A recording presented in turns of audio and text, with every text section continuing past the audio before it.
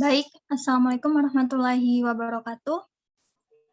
Pada kesempatan kali ini, saya Fahimak Lulumi dan Akram Alfi Fadil akan menjelaskan mengenai manajemen konflik di lingkungan lembaga pendidikan Islam. Selanjutnya, mengenai pengertian manajemen konflik. Nah, konflik adalah suatu benturan, tabrakan, ataupun ketidakserasian yang bersifat antagonis. Nah, konflik biasanya berarti sebuah proses yang dimulai saat suatu pihak mempunyai persepsi bahwa pihak lain telah memengaruhi secara negatif. Nah, pada sesuatu yang menjadi kepedulian atau kepentingan pihak pertama. Tapi dalam definisi positifnya, konflik biasanya berkaitan dengan suatu peristiwa, petualangan, hal baru, inovasi, kepembersihan, pemurnian, pembarahuan, pertumbuhan, kreativitas, dan sebagainya. Adapun secara netral, konflik berarti akibat biasa dari keanekaragaman manusia yang berbeda dan tujuan hidup yang juga tidak sama. Nah, Dana memaparkan bahwasanya konflik di tempat kerja merupakan kondisi antar pekerja yang pekerjaannya saling bergantung, yang membuatnya merasa tidak nyaman, menganggap orang lain memiliki rasa bersalah, dan tindakan lain yang serupa sehingga menimbulkan masalah dalam bisnis. Sedangkan menurut Mindre, manajemen konflik adalah proses rasional yang bersifat iteratif yang terjadi secara terus-menerus untuk mengalami penyempurnaan, hingga tercapai model yang ideal dan representatif. Selanjutnya mengenai tipe manajemen konflik. Maksudnya selanjutnya mengenai fungsi manajemen konflik. Nah, di sini saya menjelaskan ada 4 fungsi dari manajemen konflik. Yang pertama yakni untuk meningkatkan kinerja dan keaktifan karyawan. Nah, dalam manajemen konflik sendiri, mengeluarkan pendapat menjadi salah satu sarana yang tepat bagi para karyawan. Nah, karyawan akan jadi lebih aktif mengemukakan pendapatnya ketika terjadi konflik. Nah, antara karyawan dan atasan akan melakukan diskusi secara langsung untuk memikirkan solusi yang tepat untuk menghadapi konflik tersebut. Nah, dengan begitu, atasan dapat melihat serta meningkatkan kinerja dan keaktifan para karyawannya. Kemudian, fungsi yang kedua ini mengembangkan kemampuan karyawan. Dengan adanya manajemen konflik, secara tidak langsung akan mengasah kemampuan para karyawan untuk berpikir logis, kreatif, serta rasional.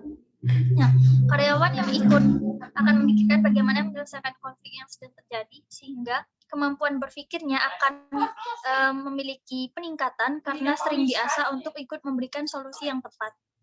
Nah, selain itu juga dengan adanya konflik tadi membuat karyawan menjadi lebih kreatif dalam berpikir dan tentunya akan meningkatkan skill mereka sebagai karyawan. Yang ketiga yakni melatih kemampuan menyelesaikan konflik. Nah, dalam sebuah perusahaan atau lembaga, konflik pasti akan terus terjadi. Nah, perusahaan yang pernah mengalami konflik akan lebih berkembang dan lebih maju dibandingkan dengan perusahaan yang memang tidak memiliki konflik sebelumnya. Dengan adanya konflik yang terjadi, dapat membuat sebuah perusahaan terbiasa menyelesaikannya dengan menggunakan solusi yang tepat. Nah, perusahaan ataupun lembaga akan lebih mampu bertahan karena sudah terbiasa dengan munculnya konflik. Kemudian fungsi yang keempat, yakni meningkatkan rasa saling menghormati. Nah, dengan adanya manajemen konflik ini, dapat memunculkan berbagai pendapat dari elemen yang ada dalam lembaga. Nah, pendapat yang berbeda-beda inilah yang bisa menimbulkan sebuah perpecahan. Namun, itulah tantangan bagaimana kita bisa menghormati pendapat orang lain dan dengan tidak menjatuhkan pendapatnya. Yang artinya, manajemen konflik berguna untuk meningkatkan rasa toleransi antar sesama di dalam lembaga ataupun organisasi. Selanjutnya,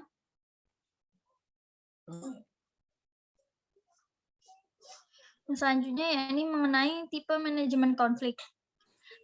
Tipe manajemen konflik dibagi menjadi 6. Yang pertama ini avoiding. Avoiding ini adalah tipe yang cenderung menghindari konflik. Jadi mereka itu lebih meminimalisir terjadi konflik dengan tidak membahas hal-hal sensitif yang berpotensi memunculkan adanya konflik.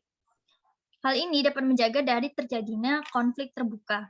Yang kedua ini accommodating. Accommodating ini merupakan cara mengumpulkan pendapat dari pihak yang terlibat konflik. Nah, dengan menggunakan cara ini tadi, organisasi tadi dapat mencari pemecahan masalah dengan tetap mengutamakan kepentingan salah satu pihak. Akan tetapi, tipe ini bisa saja memunculkan konflik baru dan memerlukan evaluasi secara berkala. Kemudian yang ketiga, tipe yang ketiga yakni compromising, yakni tipe yang mementingkan semua pihak. Nah, tipe ini untuk menyelesaikan suatu konflik yaitu dengan mengadakan kompromi. Yang keempat yakni competing. Competing adalah penyelesaian konflik dengan cara membuat pihak yang berkonflik agar saling bersaing untuk mencapai kepentingan masing-masing.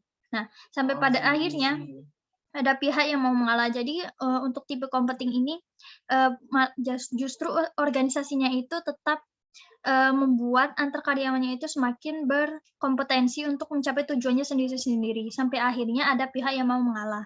Nah, akan tetapi competing ini seringkali digunakan untuk strategi cadangan. Kemudian yang kelima ada collaborating. Collaborating merupakan penyelesaian konflik dengan cara bekerja sama agar mendapat hasil yang memuaskan semua pihak. Tipe ini bersifat win-win solution, artinya tetap memikirkan pihak lain dan tidak ingin ada pihak yang dirugikan. Yang terakhir yakni conglomeration atau mixture tipe, yang merupakan gabungan dari kelima tipe sebelumnya, sehingga memakan waktu yang lebih lama serta lebih menguras tenaga. Baik, yang mengenai selanjutnya, strategi dan contoh akan dijelaskan oleh Saudara Akrom. Baik, untuk yang selanjutnya, saya akan menjelaskan bagaimana strategi manajemen konflik. Manajemen konflik juga tentunya memiliki strategi-strategi yang harus digunakan agar tidak salah langkah. Nah, ada 6 strategi dalam manajemen konflik. Yang pertama ada akomodatif.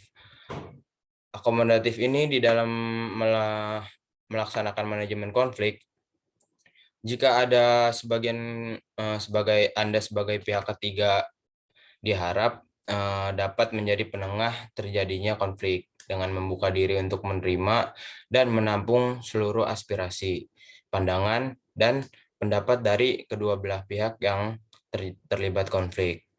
Namun, jika Anda berpihak sebagai pembuat keputusan, dengan adanya solusi yang tepat, strategi ini sangat bisa digunakan untuk menguntungkan salah satu pihak atau seluruh pihak secara adil. Yang kedua, menghindari. Strategi ini dilakukan sebagai langkah antisipasi yang dilakukan untuk dapat mencegah dan menghindari potensi konflik. Nah, di sini seseorang dituntut harus memiliki daya analisis yang tajam terhadap dinamika organisasi dan tim. Nah, selain itu juga seseorang dituntut untuk mampu mengidentifikasi adanya berbagai hal yang dapat menjurus ke konflik antar anggota tim, sehingga dapat mengambil kebijakan yang tepat sebelum terlanjur terjadinya sebuah konflik. Yang ketiga ada kolaborasi. Nah, strategi kolaborasi ini mampu mengubah konflik menjadi hal yang lebih positif dengan cara membiarkan semua pihak yang terlibat di dalam konflik mampu berkolaborasi. Meski demikian, strategi manajemen konflik ini hanya akan efektif bila kedua belah pihak yang memiliki konflik bisa menyepakati tujuan bersama. Yang keempat ada kompromi. Strategi kompromi ini di mana proses penyelesaian konflik yang dilakukan itu dengan upaya untuk mencapai kompromi ketika masing-masing pihak yang terlibat dalam menurunkan atau mengurangi tuntutan, kepentingan, keinginan, atau kehendak sehingga dapat menghasilkan titik temu yang dapat diterima oleh kedua belah pihak. Kemudian yang kelima itu kompetisi. Nah, strategi kompetisi ini dilakukan dengan cara membiarkan kedua belah pihak yang berkonflik untuk dapat berkompetisi secara sehat, yang artinya sebagai pihak penengah dapat memantau dan mengawasi kedua belah pihak tersebut. Meski dalam beberapa kasus cara ini cukup adil dan fair, namun biasanya menghasilkan solusi yakni mendapatkan pihak yang menang dan kalah. Gitu. Kemudian yang keenam ada konglomerasi. Strategi konglomerasi ini merupakan cara menyelesaikan konflik atau strategi manajemen konflik dengan menggabungkan beberapa strategi di atas dengan dilakukannya sebuah kompromi. Nah, kompromi ini adalah tipe manajemen konflik yang paling umum dilakukan, bukan untuk menghasilkan win-win solution gitu, tetapi untuk memenangkan semua pihak dan tidak ada yang dirugikan. Kemudian ada juga contoh manajemen konflik. Di sini ada satu contoh, yaitu konflik gaya bekerja. Setiap orang pasti memiliki gaya bekerja berbeda-beda masing-masing. Beberapa orang lebih suka bekerja dalam suatu kelompok, sementara ada pula yang suka bekerja sendirian dan melakukan pekerjaan terbaiknya. Namun ada juga orang yang tidak memerlukan arahan ekstra untuk bekerja. Ada pula yang harus dituntun dan diberi arahan di setiap langkahnya. Nah, adanya perbedaan gaya kerja tersebut kadang membuat adanya konflik dan juga membuat individu lain terhambat keharmonisannya dan pekerjaan timnya terganggu sehingga timbulnya miskomunikasi yang menghambat kinerja perusahaan atau lembaga. Untuk penyelesaiannya, manajemen konflik yang digunakan dalam kasus ini diperlukan cara untuk memahami dan menghormati gaya kerja setiap anggota yang berbeda-beda untuk dapat bekerja dan membentuk tim kerja dengan sukses.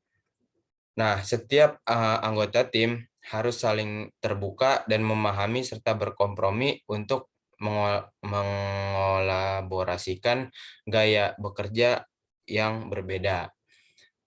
Untuk kesimpulannya, adanya suatu konflik dalam lembaga pendidikan merupakan hal yang wajar, sebab konflik tersebut esensi dari kehidupan dan perkembangan manusia. Karena manusia merupakan makhluk yang memiliki keberagaman.